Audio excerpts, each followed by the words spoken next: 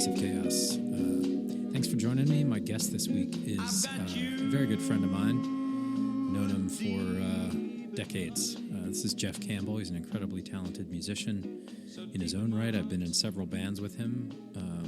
We talk about that a little bit. Talk about politics a little bit. Yeah, I don't know. We get into all kinds of stuff. He's one of my oldest and dearest friends, and I love him very much. And huge Eagles fan also, by the way. He now lives in Philly. So I miss him being out here on the West Coast with me. But I'm going to drop a little sample of his music in here over of his latest music, I should say. It's called Pack of Larks. So go check it out on Spotify and all that kind of stuff. The single is called Mold Breaker. The band is called Pack of Larks. And you can find all his other solo stuff out there. Please do. Enjoy my talk with Jeff Campbell.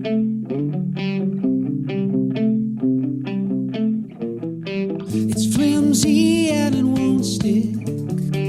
This evidence that you have on me.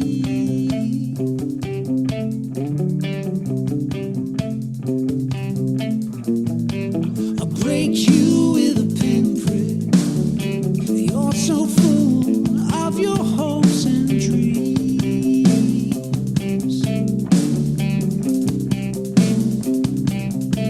'Cause I'm a bastard if you want me, master of what I don't want to say.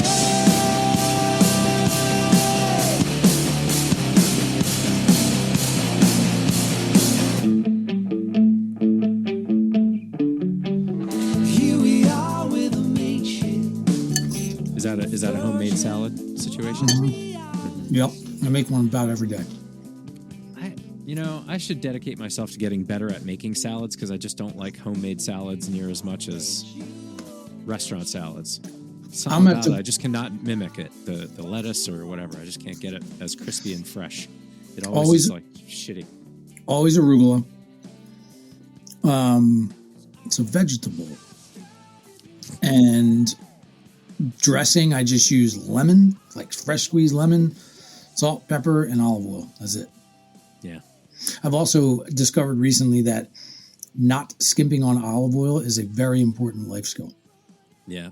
Yeah. Like, been spending bank on olive oil, and like, it's kind of like whiskey. I have like six different kinds upstairs right now.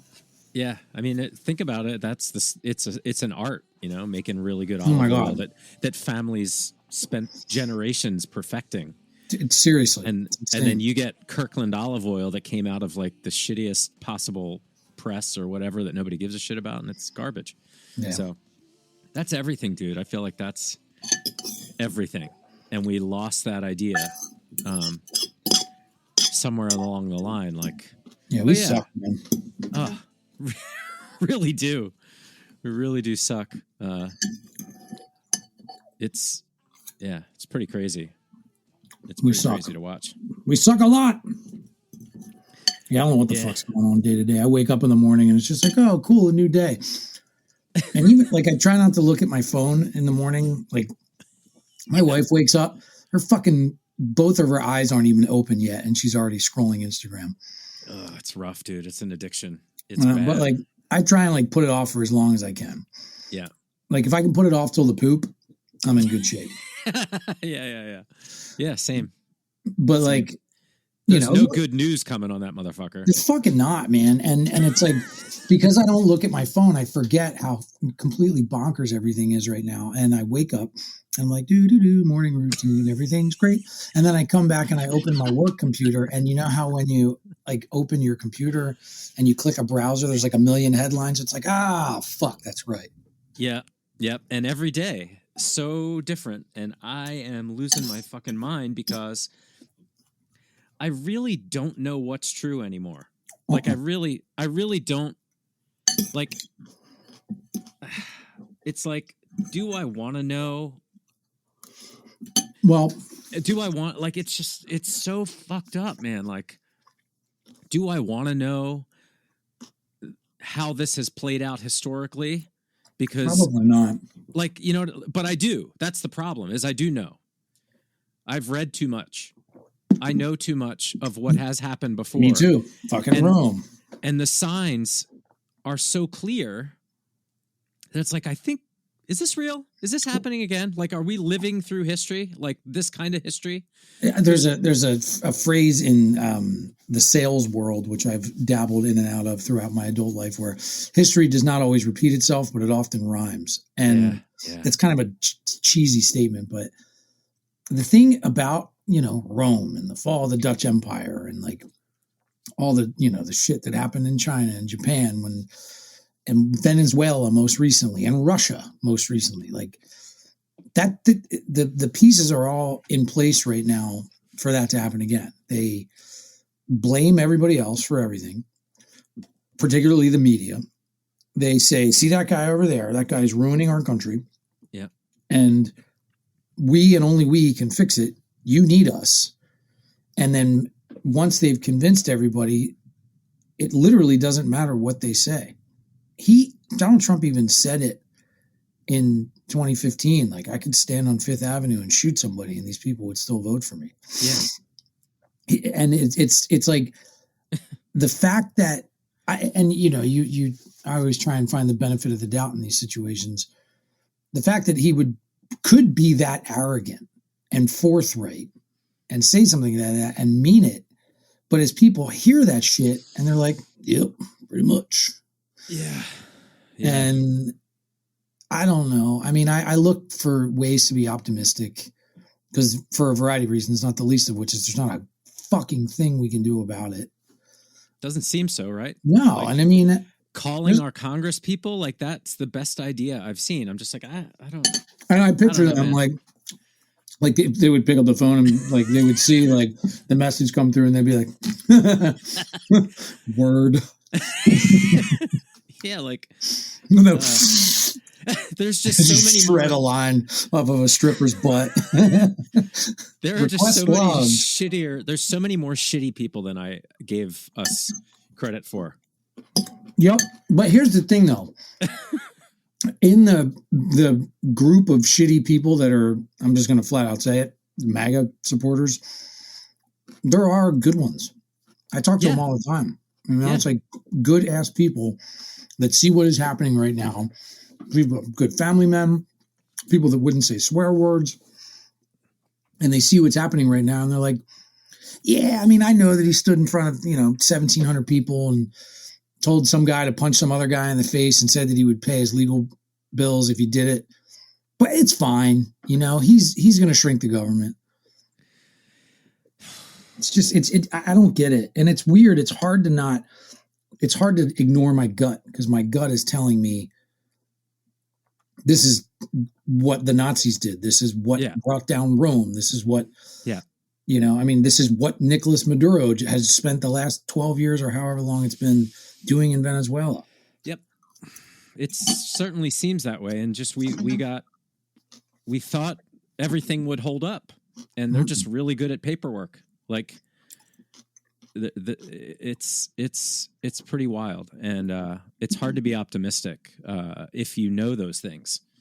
And it's like I can't unknow them. So what do we do? Like, how long is it going to take? And how, more importantly, how will it actually impact me day to day? Well, and my kids. That's the part. And that's it's just like, dude, part. like.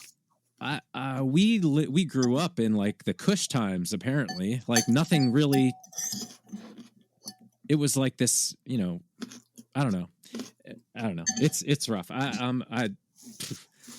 It's so hard to like even think about. So, well, I mean, we're just a blip. Like, it's crazy how much shit has happened. Like, you look at, fall of the Roman Empire in 500 AD or whatever the fuck it was. And then the Ottoman Empire was literally 1,000 years later. 1,000 or like 700 years or some shit. We couldn't like even that. hold it together for 300. No, I mean, I have a 4-year-old. So, I mean, I've probably watched Wicked, I don't know, 17 or 18 times this fucking week. And that's a long ass movie. It's a longer ass movie when you've watched it 3 times in a day. And It's crazy. It's like, this sucks. When is this going to be over? The fucking wizard's a dick. Which is also probably a metaphor, but it was a metaphor that was written in the 90s. So it was like Clinton, I guess. Yeah. But I don't know. And the other thing about this, and this is something I feel separates me, and I'm not trying to toot my own horn, but I have been paying attention to this shit since I was a kid. Yeah. I have been politically woke. I'm just going to say that. Yeah. Politically woke since George H.W. Bush. Because I just remember, like, why the fuck? I remember thinking, why the fuck are my father and my grandfather arguing about this man? So I started like asking questions and looking into it. And then I realized that my grandfather and my father and son, were like just two vastly different people. Yeah. And they just felt different ways. And I've had to accept this my entire life. Shit started getting really weird at Obama, I think. Mm-hmm. Even George W. Bush. Because I do remember how polarizing Clinton was. He was like the first young president to appeal to the young generation, the saxophone thing. And yeah. Oh, Mariner 9 did like a college voting drive for Clinton. Like we set up tables in dorms and signed people up to vote like for Clinton. We're like, yeah, all in. I think I got overly optimistic. Like, well, I mean, I remember my dad I'll never forget this. My dad was big Clinton guy. My dad's like an establishment Democrat, not establishment. He's like a pretty centrist Democrat, but lifelong, unwavering. That's how I grew up. I have mostly always voted Democrat in my life, although I did vote for John Cox on my way out of California because I think Gavin Newsom's a chode. But I do. I just think he's. I love that word. Yeah, that's a good word. Well, take it even a step further. Chode smoker. That's when it gets. That's when it gets good. I don't know, dude. I just shifted like 6 gears. It's okay. I don't want to talk about that shit because there's nothing we can do about it, to your point, for right now. So I want to talk about old shit and music and so like Reagan era. Oh, okay. Like, because I got that too. Yeah. You got. I just want to tell you how much I really, really, really like your new band. Thank you. It's so good. Like, thanks, man. The recording is incredible. The recording is fucking incredible. Like, Moldbreaker, to me, I think I've told you before, and I don't know if this is accurate, but in my mind, it sounds like I'm sitting in a wood-paneled living room on like it sounds like the 70s. Like I'm listening to a 70s record, like Ted Nugent, in the best way possible. Like, yeah, Brian and Amy they're on their shit right now, dude. Brian McTeer, Amy Morrissey. Man. Brian is an old friend of ours. I met Brian 23 years ago through you. Mm-hmm. And you guys are still in a band together. It's the best thing about bands. They never really actually break up. Yeah. They just take big long fucking breaks. But I think I'm in like 6 right now, which is killer. But one of them's with you. Kind of, maybe. I don't know. I mean, yes, we are. We're still friends. Yeah. We would still do it if we could get together. Yeah. But Brian he's the shit, man. They're so dialed in, and the way that their process, and it's crazy because I've now done 2 full 4-song projects with them over the past couple years. And like, I guess that's all it's been, but I've been in there, 10, 12 times or something. Yeah. Yeah. And I've watched everything from tracking to mixing and everything. And just the way they do everything, they do mixes in real time. Everything goes through the consoles, preamps, it's like the same desk that like Stop Making Sense and the first Madonna record were fucking done on, and the actual one. Yeah. And then they push everything through a tape machine. So you get just enough tape drift to nudge it off the grid. Yeah. So once you get to that point, it's like, we can't fix that now. Sorry. Yeah. It's so crazy because to me, like when we grew up recording and going to studios, like we went to Inner Ear with Don Zantera because of Fugazi. And we saw we recorded on tape machines and we recorded in real time live, and we had to get the drums right on the first take or we were fucked because we were paying by the hour. And it's just like, you're a take 2 drummer. We always use, you do 3 takes. We use the second one. Yeah.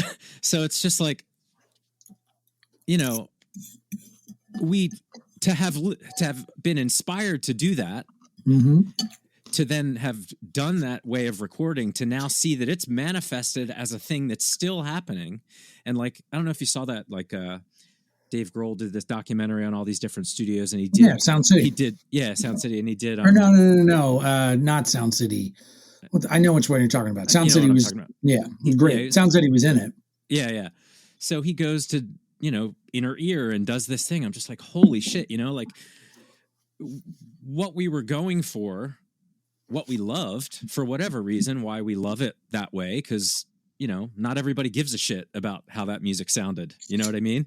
Like, we give a shit about how that music sounded. So we recreated it. And I say Brian recreated it. And like, and it is, that place is magic. It really is. And if anybody out there is looking for a partnership in a fantastic recording studio, they currently really need one. So yeah. I mean, if they get kicked out of that building, it'll be new magic somewhere else. I mean, at the end of the day, it's them, and it's them. But that place isn't even, other than the floors and being warm and the fact that they've acoustically fit it the way that they have, that room isn't even really that ideal to record in. Shouldn't be. So much of our shit has like delivery trucks driving by on it. Yeah. It shouldn't be good. It shouldn't be good, but it is. And that's the thing is, so was Manayunk where they were before. Yeah. That place was a lot more depressing. They're like the opposite of each other. That place had 0 windows. This place is like the only recording studio that fucking does have windows. We did Cycle Sound, right? We made Commutation at Cycle Sound, which was across the street. That wasn't the original Minor Street. We were in Minor Street. I don't know. The one that we... It was the big room, the big giant... Yeah. So we... The control room was like a loft. Yeah. We did. That was the second one, really. That was shit. Was the second one the third one. Yeah, because the first one was a Minor Street. They did Minor Street first, obviously, and then they were right across the street from Cycle Sound. Or, I mean, it was Minor Street, Cycle Sound. So there was 3 amazing recording studios on that alley in Manayunk.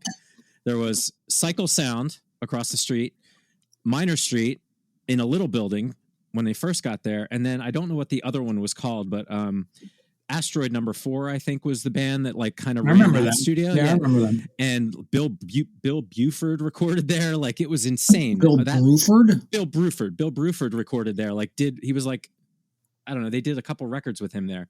Like, it's nuts, that street. So eventually, I don't know if they got kicked. The place was a shithole. The first place, like rats and just gross. So they got a chance to. Yeah, so they got to move and basically partner with Cycle Sound in that studio across the street that we recorded in. So that was Gary Ferenchek, who was the sound guy at the Troc that ran Cycle Sound. I know. He got like real busy and he was like, I can't sustain the studio. I think that's how it happened. Like, hey, let's partner. So we were across the street, rebuilt that over there. But yeah, it's Brian, dude. It's Brian. Oh, and Amy too. No, it's fucking Amy both of them. Amy's saying like from that history, like Brian brought that to that place in Minor Street, and him and Amy have their rhythm is insane. It's crazy. It's and like I've watched it now. That's the thing. Yes, very much. I've watched it now a lot over the last like 3 years because of the Marcus Hook EP that we did there, and then this new Pack of Lark shit stuff.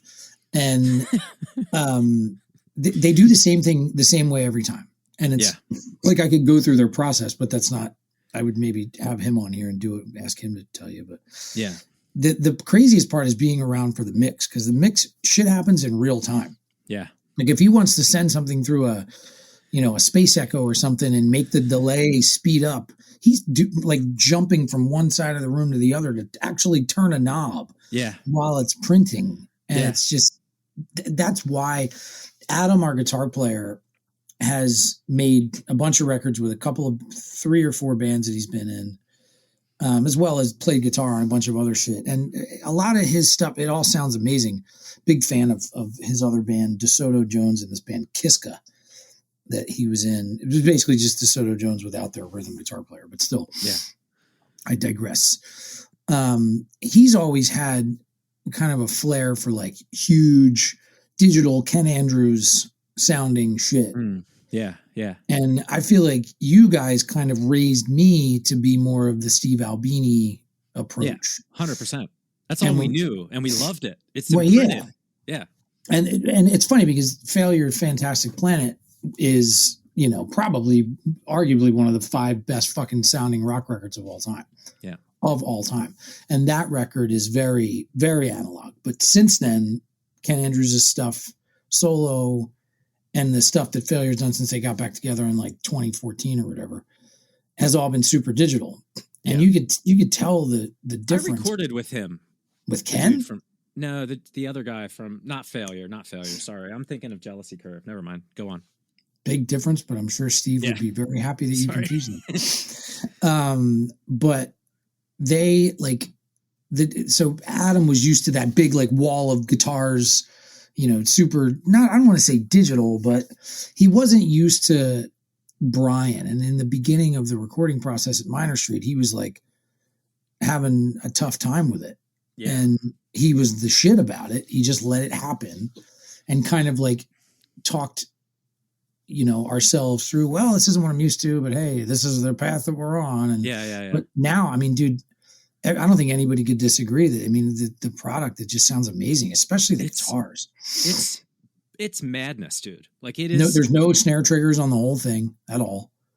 It's so good. Like, and Mold Breaker is not my favorite song. Like, but it has this specific thing this tone that I was just like, holy shit. Yeah. Like I would say,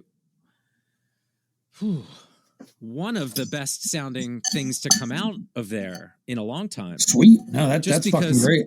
But maybe it's just, you know, this is their evolution to sound, but also like you guys as musicians and the tones that you chose. I mean, holy shit. Yeah. It's so good. And I don't even know if I like Ted Nugent. Like I'm just saying, like, I'm like, this is like literally the visual for me is like sitting in an old 70s shag carpet paneled room, just headphones, just like fucking killer, dude. Sweet, it's so man. Good. It's so good. I don't even know if you were going for that, but that to me, I was just like, Jesus. I think we were going for as little as possible because we really like to lean into the trio thing. Yeah. There are some overdubbed guitars on songs, like that song Every Single Time has a ton of fucking a bunch of, not a ton, but it's got an shit. I mean, listen to Police records. Like, yeah, that's true. Not the early shit, but the Zeppelin stuff. Excuse me. Yeah. But we really tried to keep it as analog as possible, and like Adam's using digital effects pedals and shit. But like, I just used the fucking Rat that he has. Yeah. And the whole time, it's on the whole time. Yeah. Yeah. It sounds amazing. That bass is badass too. Yeah, it's pretty rad. It's I just took it back. It's like tough to wield because it's so big. I can't it's a Gibson non-reverse Thunderbird. And I can barely reach the tuning peg on the G string. I gotta like lean a little bit. But I have to wear it up really high because I'm a guitar player. So I mean I'm still trying to fight. I've been now playing bass in bands for like 4 years. And I'm still trying to fight my way through being a guitar player, and I'm getting better at it. Like I kind of flat pick half the time and finger pick some of the time. Yeah, but you're also a drummer, so like it's true. And I love bass. Like, so bass makes total sense. Applying your skill at the guitar to the rhythm instrument is just like, oh, of course, it's great. Like you're gonna lock in with a drummer because you're playing drums on the bass probably a little bit. Yeah, know? And like I mean. You're a steering wheel aficionado, but a good drummer. I can slap the shit out of a steering wheel. That's the truth. Fucking but I like bass playing since I was a kid. John Paul Jones, Geezer Butler, Mick Jones from Foreigner. Mm-hmm. Is that his name? The guitar player from Foreigner that played. Mick Jones is a name I know, but I don't know if he's Foreigner. Yeah. Or no, not Foreigner. The guy from Boston. His name is I have escaping no me. idea. The first Boston record, he played Tom. His name is Tom. Somebody's like, "What the fuck?" Somebody's like yelling at me. You right can now. Google it, bitches. I'm not going to Google it. No, we don't care. There's Gen no Xers. time. There's no time to not know. Where's Tom Petty from? His name is Tom. I'll get there. Okay, fine. But he played the guitar and the bass on the first Boston record, and fuck all hell as the bass Is guitar. it the guy work. that invented all the shit? That guy? That like wizard professor guy from Boston that created all of the effects? Is that who you're talking about? Did he play bass also? He played guitar on. He was Boston. I think he still is Boston's lead guitar player if they still do stuff. But he played guitar and bass on that first record, and good Christ, and Geezer Butler, and it's funny because we had all these bass players like when I was a kid. Cliff Burton, but Cliff Burton wasn't really like a bass player, like lay down the groove bass player. He did really cool shit with a bass. Yeah, yeah. And then Jason Newsted was just not good at anything. Except for going, sit down. But now there's all these other bass players in my life. Oh, you know who's another good one? I was just listening to these guys the other day. Mike Morpurgo from fucking LaGuardia. Okay. Remember them? I remember the name, yeah. Kettle played with them at the sure. Yeah. At least once. And I went and saw them once. They actually toured the Fire Theft tour. They were the support. They were the opening act. Okay. And Mike Morpurgo was in a band in Philly called Dandelion before that. He is I know Dandelion. Yeah, sick bass player. Yeah. He was the guy in LaGuardia. And he just is a master to me. He's so good. He's like a rock and roll James Jamerson. Yeah. Eric Abert from Life and Times is a fucking major influence on my playing. It's super fun, dude. I'll never play guitar. I feel really lucky the bass players I've gotten to play with. I mean, obviously Dave Boyd is ridiculous. Dave is very melodic like Nate Mendel is. Yeah, yeah. Like he just walks all over the place and it works. It's like Phil Lesh, only it works. Yeah. And then R.I.P. My current bass player, Mike Rivera, I've now been playing with him for like 14 years. And like we are locked up, name. you know? That's a badass name. Oh, he's a badass. I'm Mike Rivera. Like, and then you got to do good shit with a name like Mike Rivera. Yeah. And then Jay Chiglione, who played in The Weather with me and Brian and Sarah Weaver for all those years. He's amazing too. And I'm like, God, I'm spoiled. Like, yeah, it's fun. Really spoiled for bass players. I mean, the guys, I played in a couple bands out here when I first moved out here, and they were okay. But I think the whole time I was just like, you know, like you get spoiled. Well, I mean, there's a lot of pedestrian players out there that they're just there to be on stage and play good, and they're not bad players, but they don't do fun shit. Yeah. And the relationship between your right foot and my right hand is a thing. Yeah. And if you can lean into that, and it takes a minute. Yeah. Brandon and I definitely have a thing now because we've been in two bands together for the last like 4 years. Yeah. And still are in two bands together. And it's super fun. I've been playing bass. Remember Pepper's Ghost? Yeah. The two brothers from Pepper's Ghost, Anthony and Mike Montesano, incredible songwriting and harmony team, like a grittier Beatles type of thing. They have a new band with Justin DeFebo. Oh, yeah. Love Me, My Alien. Yep. And we all went out to see Charlie Hall from the War on Drugs do his like surf rock thing, which is fucking nuts. Yeah. So good. He plays guitar, Charlie. Okay. And there's like 9 people on stage. We all went and we were like talking afterwards, all inspired. And I was like, when the fuck are you guys going to play live? They're like, we don't have a bass player or drummer. I'm like, I'm doing it. And it was a lot of work because I mean I have a kid. You had to learn it all. Well, yeah. I mean I had a kid. I have a kid. I have a job. I'm like in my own bands and I play in Mike Greto's band still as well. And it's just hard to find time. But man, fuck, I had so much fun playing bass because the guy that played bass on their recordings is also insane. Mm-hmm. And DeFebo played a bunch of bass on their shit, and he's a sick bass player too. I'm not surprised. I mean, yeah, they're great. We played one show in Wayne and sold it out. It was great. They killed it. And we're playing again in June in Nice. King of Prussia with Jealousy Curve. Oh, that's going to be awesome. Yeah, it's going to be fucking super fun. They're back, and boy, are they good. Yeah. Oh my God, dude. They played their first show together in like 7 or 8 years in December, like the day after Christmas, with John Fay at the Ardmore Music Hall, which used to be Brownie's 23 East. Yeah. And I 2/3 of the way through the first song, I was like welled up. Like I just couldn't believe it. I couldn't believe that I was seeing, 3 of my oldest and best friends in the world and in music, A, on stage again. Yeah. B, given what Michael went through, their singer, fought and beat like stage 4.5 fucking cancer and sounded better than ever. Yeah. But it was, and there was like 1,000 people there. Like the place was like bursting at the seams. And I'm not exaggerating. It was like that place. I think the cap was like 1,200 and it was sold out. It was, I fucking cried. My wife was like, "Are you crying?" I'm like, "You're damn right I am." Yeah. It's incredible. I do think that Mariner 9 will play again. Dude, the last time, you guys rocked the Khyber, that was another tearjerker. There was so many goddamn people there, dude. Yeah, that place was a magic too. I remember being like pushed up against this like really cute girl. I was like, I can live with this. Yeah, there's something about that, man. We've been talking recently. We're trying to, like, our stuff's not on Spotify. I'm like, let's just do that. Do it. So now, we're probably going to remaster everything and put it up and do that. And Brian's put it on his label. And, but it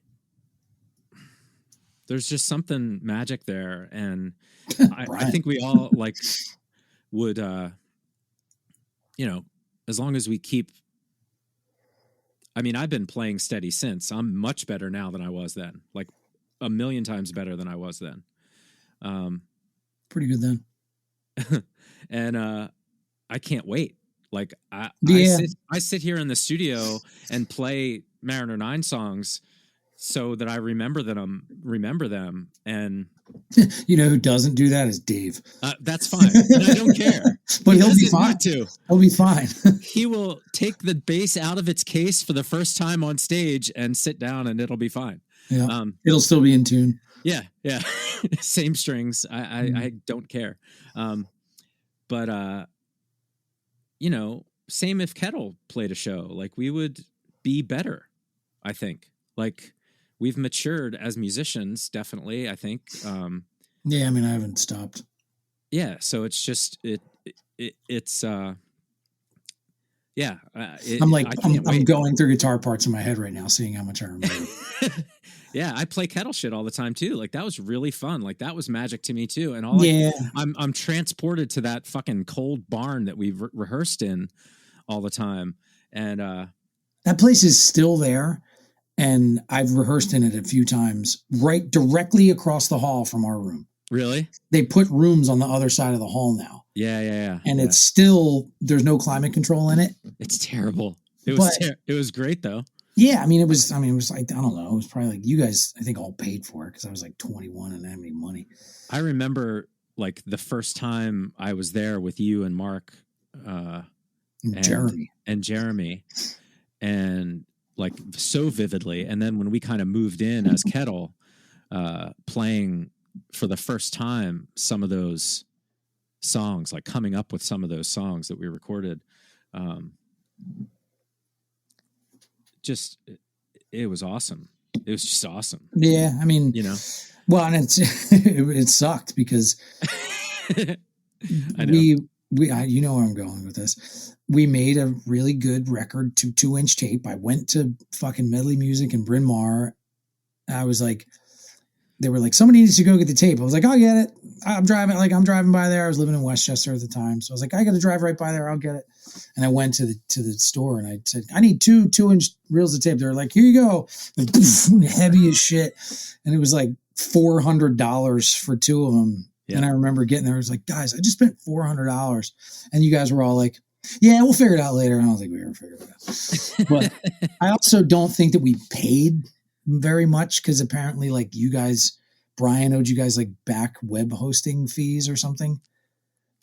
He's just the best, dude. Yeah. He's like, I'm not going to charge you to record in my place, like in that way. Like, And he made soup from scratch like every day we got there. But we did this record and I learned all this stuff about analog tone and tube overdrive. I'll still never forget. I hit my guitar in the control room and I was like, man, what the fuck pedal is this? He's like, it's not a pedal. It's just that super amp out there. Yeah. And I looked out the window. I'm like, that fucking little tiny thing. That day changed my life. Yeah. Now that amp is like sitting over my shoulder.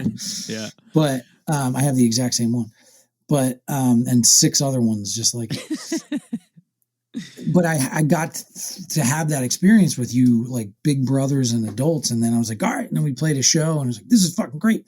And then Dave and Tara moved into their new house and the 4 of us like moved them in. And then we were sitting around eating pizza. And you're like, oh, by the way, I forgot to tell you, I am moving to California. Yep. And I was just like, womp, womp, womp, womp. Yeah. There are, colossal decisions I've made in my life, and that was one that really that decision kind of made itself. Yeah, but I musically I think about it all the time. Like, yeah, you know what I mean? Like, because you'd still be working at GSK, which is right up the street from my house now. That's fine. Like, basically, it would have been a very different parallel universe, but like, think about all the shit that I wouldn't have done in Los Angeles if you weren't there. Yeah. Or, your whole solo career spawned out of that. So like it's sure did. And I slept on your couch.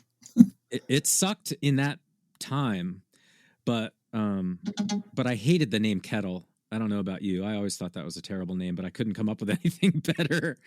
And I was like, okay. Yeah, that's Not that would have changed anything. We would have sunk into it, I'm sure. But like, I regret that too. But I also, it's a great record. And so what I was getting at is like, if we did I show, but no, you don't. You were great. Vocals are pretty bad.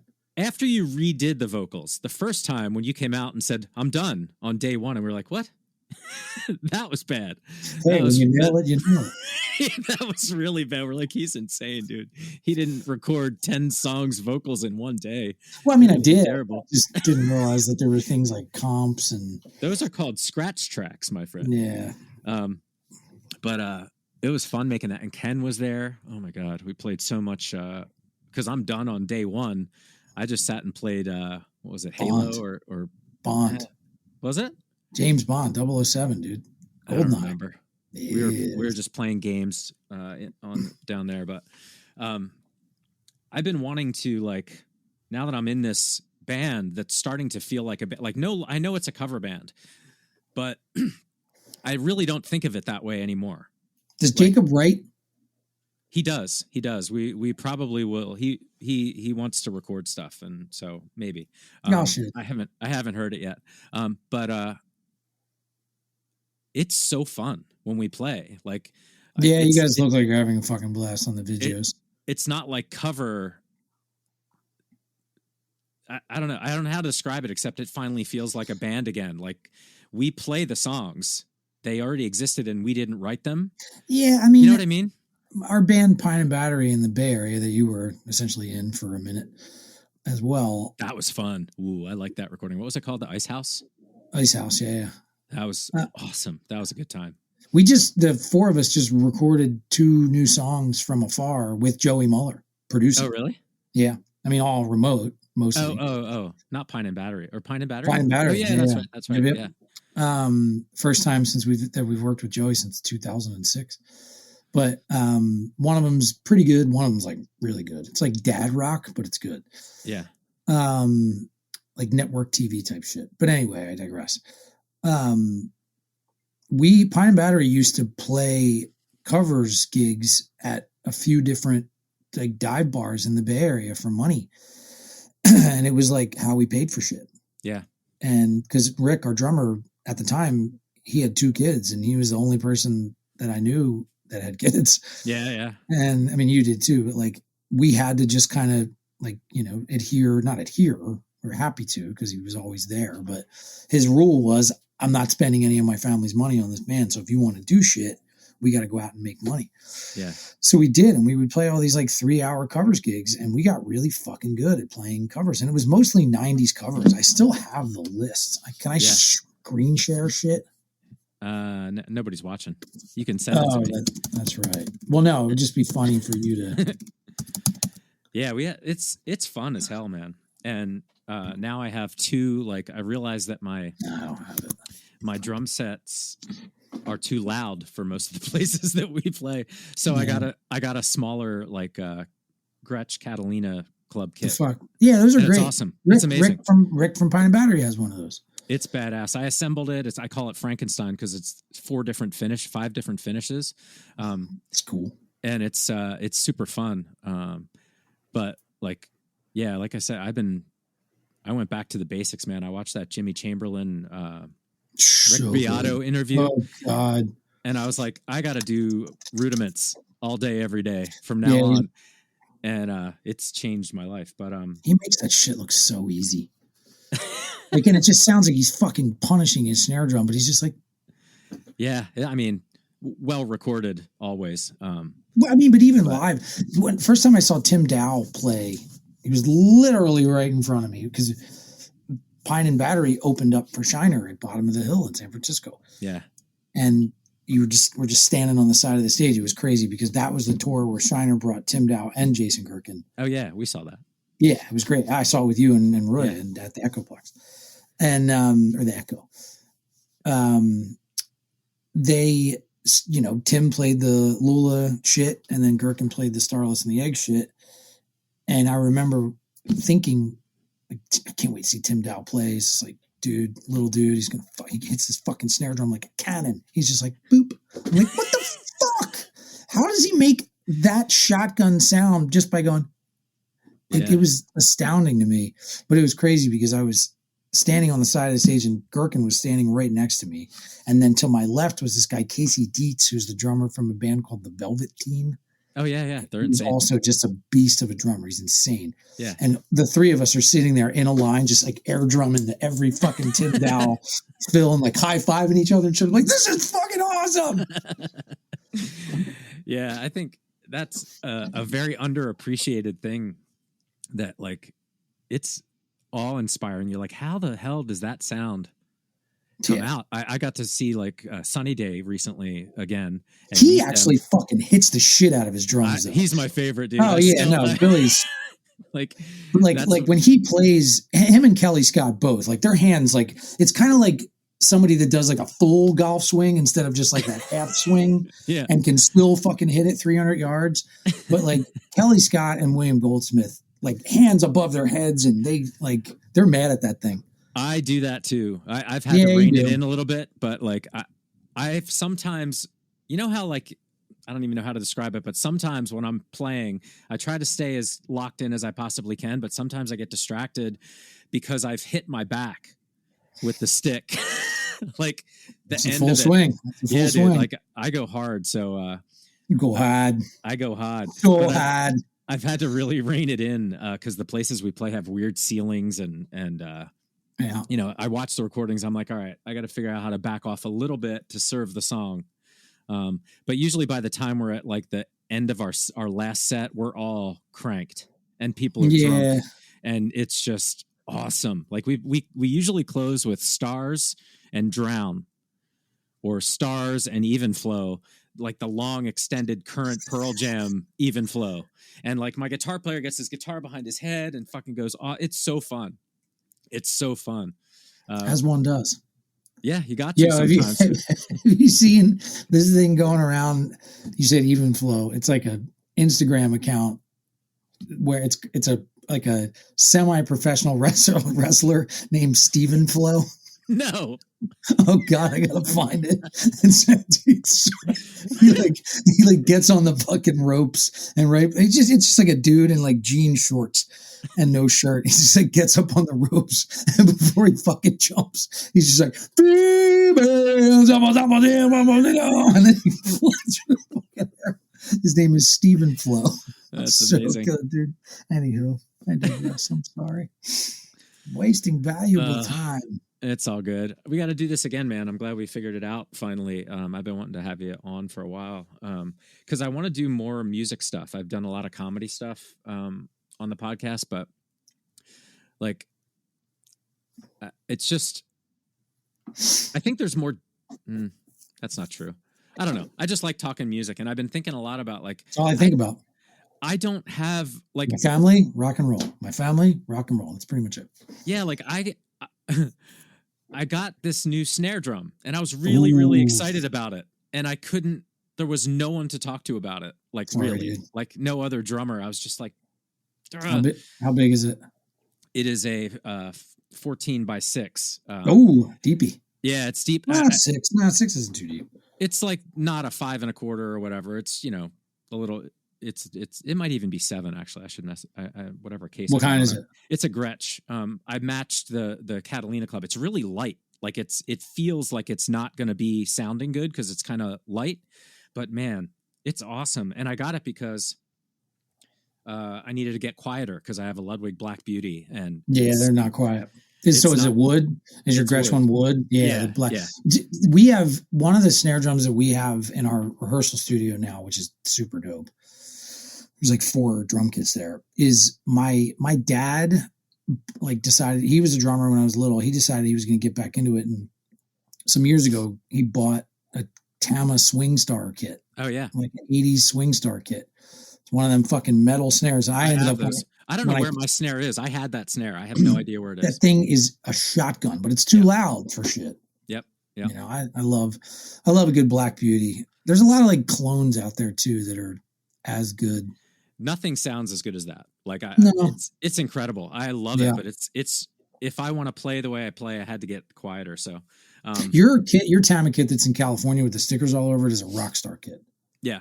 My dad's is it's a Swing Star. It's a Swing Star. It is? Yep. Oh, interesting. Does it have the connected lugs? Yep. Oh, I thought that was only Rockstar. No. Oh, no. That was. It doesn't have that, but it's a Swing Star for sure. I traded a 63 Slingerland set to buy that, which I regret to this day. Every single second. You sure do. Wait a minute. Yeah. And at the time, the on the Slingerland was terrible. I got guys that'll fix that. I know that now. Like that's the set right behind me is a 53 Gretsch. Like, oh shit, that's my makeup. That's the one I played with Mariner 9 forever. It's retired and in the studio for good now. But that set was awesome. But I didn't know at the time that it was awesome. I was too young. I was 16. Yeah, well, and the funny thing is at the time it was only like 25 years old. Now it's like 50. Or 60. 60. I speaking of snares, I got the matching snare for this kit. Finally, I found it on the Gretsch snare. Yeah. So I don't know. Yes, I sure can. And I know that kit. I know that kit well. But I never had the matching snare because the one that came with it was super bowed. It was like an oblong. It was terrible. It was in terrible shape. But you hit it. That thing's amazing. I think it's just anyway. I've been thinking a lot about talking more music with musicians before we're dead. Basically. Well, I mean, that's super ominous, but again, we're just a blip, dude. Yeah. Rome was, 2,000 fucking years ago. Yeah. Crazy. Yeah. Well, it's always good catching up, man. We got to do this again. There's never ending stories and shit. And I want to get to a time when we don't have a hard stop or whatever. But sorry, that's my B. We screwed up the time difference, and I thought it was noon his time, 3 mine. Yeah, we'll do it again. You haven't even pooped yet. I did, and I didn't touch my phone until I started. So. Good for you. Good what I've been doing a lot. The Apple News app has a crossword puzzle every day. Hey, there you go. They get harder throughout the week. They're very easy on Monday, and by Sunday you're like, what the fuck is this even this thing? I literally couldn't hate anything more than a crossword puzzle. They make me so angry because they're always trying to trick you. But once you learn, especially like if like you do the same person's crossword puzzles, you like learn how they think. But there's like a universal understanding with crosswords clues. I don't know. You get into it. It's good. My dad does Sudoku puzzles, and that drives me ape that's the shit. numbers, right? Yeah, I don't like those. And my mom does the cryptogram. I don't know what that one is. I was doing Wordle for a while. My parents both do that. I'm very proud to say that I still have no fucking clue what it is. It's dumb, actually. Cool. In the grand scheme, it's pretty dumb. I think crossword might be something I would want to tackle if there is a hump to get over, and then you're like, I like it now. Yeah, there is. Right? You just got to learn. Never reached it. it's like a speak. You know, you just learn that like if there's, are they asking for a singular or a plural? That's a big one. If something's in quotes, you can't take it literally. You know, I mean, I don't know. There's a million different things. It's a shame I don't come stay at your house all the time because I'd sit there and like do them with you and like tell you how they think and eventually be like, oh, I get it. I'll try. So, maybe I'll self-teach. We'll see how it goes. We'll catch up next time. Do it, man. But always good to catch up with you, Jeff. I'll Likewise, put links buddy. I love to you. all of your shit on the show notes and stuff. So we'll be good. Thanks, man. All right, man. Love you. Hug your children. I love you too. That you're really a part of me. Yes, I've got you under my skin. I've tried so not to give in. I said to myself, this affair ain't never gonna go too well. But why should I try to resist when, baby, I know too well that I've got you under my skin.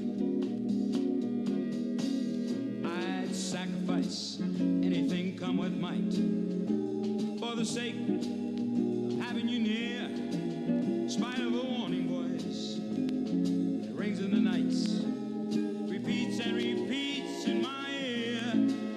Don't you know, little fool, you ain't never gonna win. Use your mentality, wake up to reality.